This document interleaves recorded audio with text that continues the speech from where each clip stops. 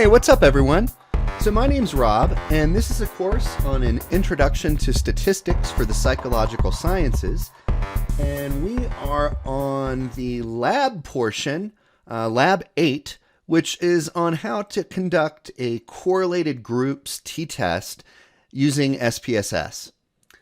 And so this is probably going to be a pretty short video. It's relatively straightforward, both in terms of how to conduct the test, as well as interpreting the output.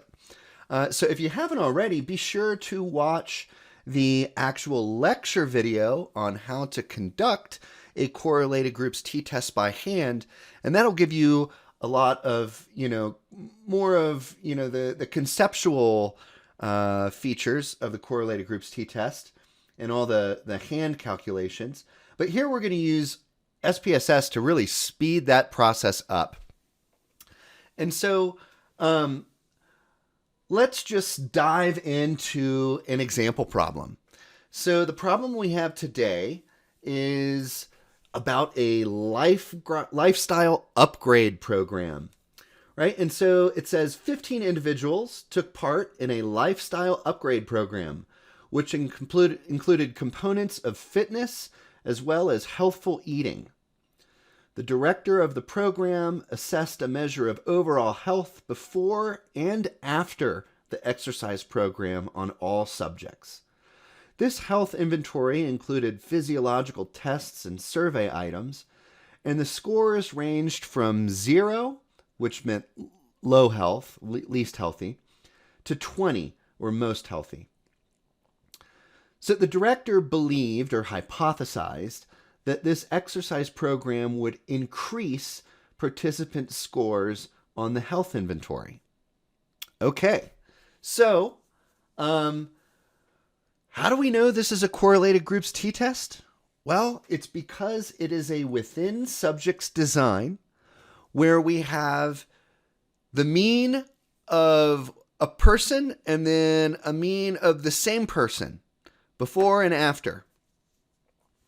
And we're comparing each person to themselves.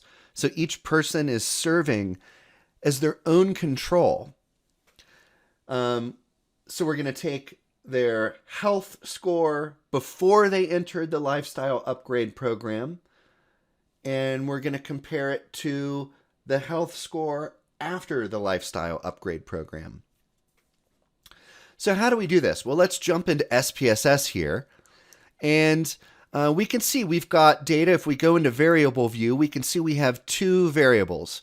We have before the program and after the program. And when we go to data view, right, we see we've got, each row is a person, essentially, a case. And so we've got two measures on each person. Now, it's important to note here that in a between subjects design, since each person is measured twice, if you were asked what is the sample size of this, well, it's 15. There's 15 unique people, right? But each person has two measures. So don't get confused and think that because there's 30 points of data that there's an N of 30. That's not true. Right? N is the number of cases or people in this case. So their big N is 15. So how are we going to do this? Well, we're going to go to Analyze. And then what we're doing is we're comparing means. We're comparing the mean before the program to the mean after the program. So compare means. And then we go down, and SPSS calls it a paired samples t-test. This is just one of those things where, there's different jargon and different fields, and people call things different things. Paired samples, correlated groups, within subjects t-test, all of those essentially mean the same thing. So a paired samples t-test. So we click on that. And then if you look over here in this paired variables dialog, you can see, there's variable 1 and variable 2.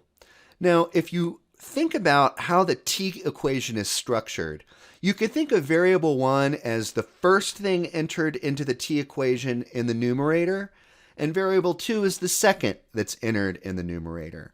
And it's important to keep that straight, right? Because, if you put before minus after, right, it's gonna be the same as if you do after minus before, but the direction you're going to have to keep track of mentally. Like, what is a negative value going to imply? What direction is that? And what is a positive value going to imply? Well, according to the hypothesis, right, so the director believed that the exercise program would increase participant scores on the health inventory. So that means if we put before in the equation first, and then we put after in the equation second, if his hypothesis or her hypothesis is correct, it would imply that we're expecting a negative t-value because before should be lower than after. Okay.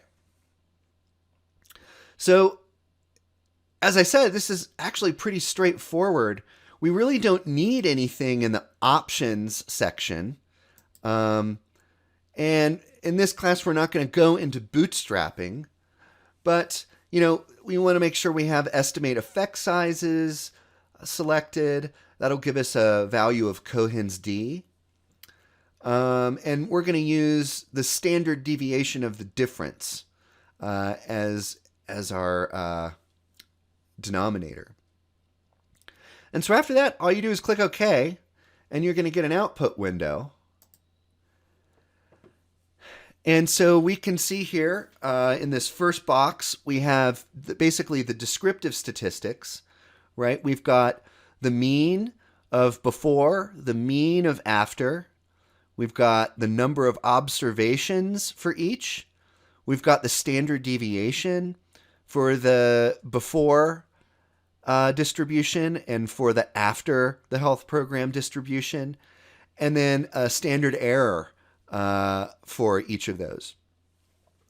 You don't really need to pay much attention to the paired samples correlation. It's just kind of giving you a Pearson product moment correlation of the before and the after variables. Really not central to what we're doing here, but it's informative to see how they relate to each other. And so the main dialogue is this paired samples test window.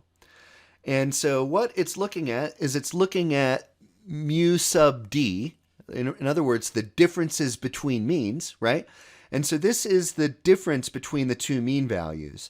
If you went back up to this top thing and subtracted 9.6 from 7.93, you would get minus 1.6667, right? And so we can see here that this is in the negative direction. So it is the direction that was hypothesized. But this information doesn't tell us if it's significant, right? We need to keep going through the table. The next thing is this is the standard deviation of mu sub d bar, right? The difference between means. So this is how much the difference between before and after tends to deviate. Right? It's a measure of dispersion of that difference between the two means. And then here we've got the standard error of the differences, right? And so this is essentially, a marker of how accurate our guess is about the difference between means. And so here we have the 95% confidence interval for that mean difference, right? So based on our sample size, we know that 95% of the time, this minus 1.6667 estimate of the difference will fall between minus 2.52 and minus 0.81 in the population, right? So 95% of the time, we're going to get a value between these two numbers.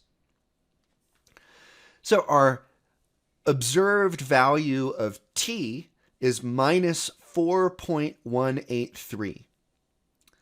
And so you remember when we did the test, the degrees of freedom calculation for a correlated groups t-test is n minus 1. We had 15 people. 15, our big N was 15. 15 minus 1 is 14 degrees of freedom. And then we've got the essentially the observed, the actual precise alpha value.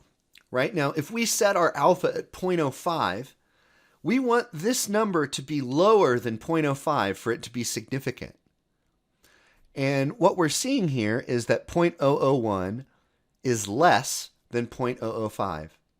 So this means that the likelihood that we would obtain a difference between means, between before and after, in this population simply due to sampling error, rather than there actually being a real difference, is 0.001. Only 0.001, a proportion of 0.001, or 0.1% of the time, would we expect to get a difference this big just by random chance. And so now the final thing that you want to take into account is you can find a measure of effect size. So we've got Cohen's d down here, right? The Cohen's d, this is kind of like an estimate of how many standard deviations, right? And it gives you the point estimate of Cohen's d. This is your point estimate value. And then importantly, it gives you the confidence interval around that point estimate. So it's often good, and this is standard practice now, whenever you're writing up your results, to report an effect size and the confidence interval around the effect size. And so that's how you do it. You would say Cohen's d is minus 0.108, and then provide the lower and upper bounds of the confidence interval for that Cohen's d point estimate.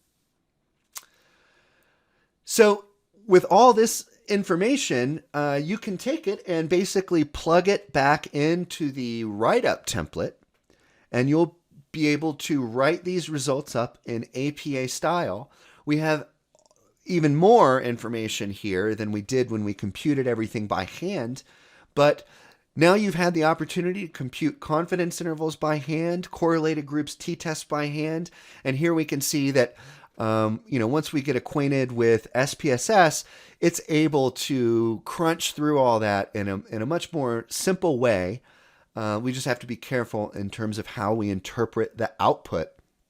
And I hope so. That's basically it on a correlated groups t-test. Pretty straightforward. If you have any questions, go ahead and drop something down in the comments section below. And other than that, I hope this has been informative and helpful. And I look forward to seeing you again when we complete the 9th lab on the independent groups t-test in SPSS, which will be very similar to this. Okay, well, thanks everyone. Don't forget to click like and subscribe, and I will catch you later. All right, have a good one.